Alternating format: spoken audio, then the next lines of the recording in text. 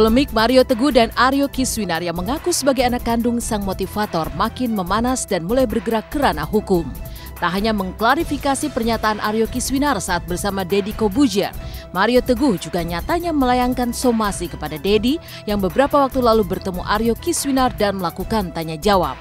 Di somasi Mario Teguh melalui tim kuasa hukumnya, Deddy pun langsung mengeluarkan statement mengenai langkah hukum sang motivator. Secara terang-terangan, tak hanya menjawab lewat status di media sosial, Deddy pun dengan tegas menyebut somasi Mario Teguh salah sasaran. Dikatakan mensomasi, apa nggak salah target mensomasi saya. Saya ini adalah host acara, tadi saya bilang. Saya menjalankan tugas saya. Dia bilang, karena saya mengundang, yang ngundang itu bukan saya, yang ngundang itu adalah acaranya, gitu loh. Nggak sekalian disomasi TV-nya. Saya juga nggak ngerti, tiba-tiba keluar bahwa beliau mensomasi dan minta hak untuk jawab. Loh, kreatif saya sudah mencoba untuk menghubungi beliau lewat orang-orangnya, dan semuanya tidak ada yang tembus. Entah tidak dijawab atau tidak dibalas. Itu sudah dari minggu lalu. Jadi kalau tidak diberikan hak, silakan tanya dengan kreatif saya, karena kreatif saya sudah mencoba untuk menghubungi beliau. Kita juga nggak mau satu sisi kok. Habis mengundang ini, kita akan mengundang sisi yang lain. Pak Mario melalui kita sudah melayangkan surat undangan ya. Oke, saya rubah di dalam bahasa yang awam tuh undangan. Bahasa hukumnya teguran, somasi tetap somasi, tapi somasi itu diperjelas kan isinya, substansinya mesti dibaca gitu ya. Jadi tidak perlulah terlalu beremosi untuk menanggapinya. Datang kita bicarakan.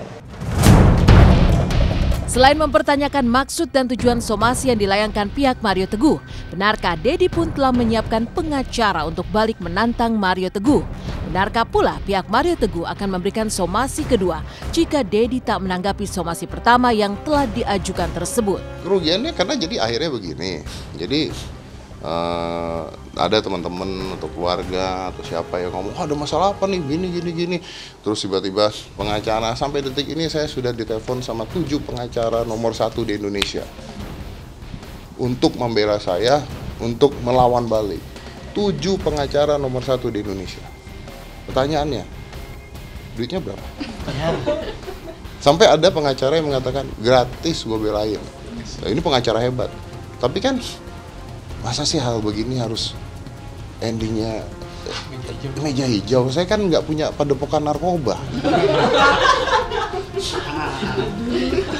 Ya nggak, maksud saya kalau saya punya itu, kalau saya nyimpan senjata api dan peluru-pelurunya ya silakan ke meja hijau gitu loh. Kalau saya melihat ini Sri Mulat, gitu. Loh, saya disomasi apa ya? Saya melihat ini sebuah Sri Mulat, saya disomasi apa? Mau apa? Mau dipenjara saya? Ya nggak apa-apa saya masuk penjara. Masukin aja saya ke penjara.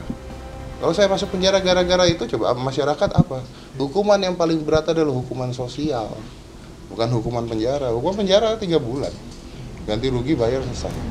Tapi menurut saya langkah yang dilakukan ini malah merusak nama baik sendiri gitu loh. Dengan seperti ini, karena kembali lagi ke ruang publik kan, ya jadi kurang efektif lagi ya gitu. Jadi sebaiknya semua pihak menahan diri lah ya. Ini dari IG-nya. Ini ada nih kan Master Corbuzier kan. Kata-kata ya. Kalau memang mau bicara dan minta hak bicara, saya rasa cukup tim kreatif saya dan minta jadwal. Ini maksudnya apa gitu kan? Demi mencari penjelasan dari setiap pernyataan yang telah dilontarkan ke ranah publik, pihak Mario tak hanya mensomasi Deddy Corbuzier saja. Aryo Kiswinar dan Permata, adik Mario Teguh yang tinggal di Kalimantan pun menjadi sasaran somasi Mario Teguh. Surat teguran tersebut nyatanya belum juga mendapat tanggapan dari Aryo Kiswinar dan Permata. Lalu, akankah pihak Mario bersiap menempuh jalur hukum yang lebih lanjut jika surat somasi juga tetap diajukan seperti tes DNA? Yang dilakukan Pak Deddy dengan acaranya itu kan tamunya, narasumbernya kan Kiswinar. Ya, dia juga dikasih teguran. Nah, kemudian Kumala itu juga bagian dari penyebaran berita-berita atau cerita-cerita itu ke publik. semua sama isinya untuk ketemu dan klarifikasi. Karena ini kan masalah privat, harusnya diselesaikan secara privat juga. Kita lihat nanti.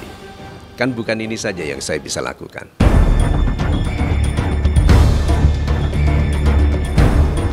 Sementara itu, perang statement yang dilontarkan Dedi pun terus meruncing. Meski Aryo Kiswinar sendiri tak kunjung menanggapi permintaan Mario Teguh untuk melakukan tes DNA, benarkah Deddy Corbuzier sendiri siap memfasilitasi bahkan mendanai biaya tes DNA Mario dan Aryo Kiswinar? Nah, kalau masalah tes DNA, ini kan ribut. Yang satu mau tes DNA, yang satu begini, yang satu begini. Nah, tiba-tiba saya kecemplung. Saya disalahin. Prosesnya mau anaknya, mau bukan anaknya, mau teman, wah saya nggak peduli gitu loh. Bukan hidup saya itu. Saya hanya mengerjakan tugas saya sebagai host gitu. Nah kalau ribut tes DNA, ya udah gue bayarin tes DNA. Mau, boleh, ayo gitu. Mau kemana tes DNA-nya saya bayarin. Saya bukan mau ikut campur urusan keluarga loh ya. Tapi karena saya tiba-tiba dicemplungin. Gitu. Kiswinar, Bapak Anda sudah 31 tahun, sudah bapak-bapak. Jadi kalau ada anak orang bilang saya menelantarkan anak, kayaknya ini orang dewasa yang menelantarkan dirinya sendiri deh. 31 tahun, apa niatnya? Kalau dia menginginkan harta, harusnya dulu dia yakin itu akta lahir dengan bukti DNA dong. Kalau tidak, berarti hanya niatnya mencemarkan nama baik, mungkin mengintimidasi saya, supaya saya akhirnya menyerah dan damai. Setelah kasus somasi yang dilayangkan Mario serta tanggapan Deddy Corbuzier, seperti apa kebahagiaan Gilang Dirga yang kemarin resmi menikahi Adis? Langsung gelar resepsi, seperti apa pula kemeriahan pesta yang diwarnai dengan persembahan spesial Gilang lewat sebuah tembang buat sang istri. Lalu seperti apa pula keseruan Ayu Dewi saat menarikan tarian khas Gorontalo di pernikahan keluarga besar sang suami?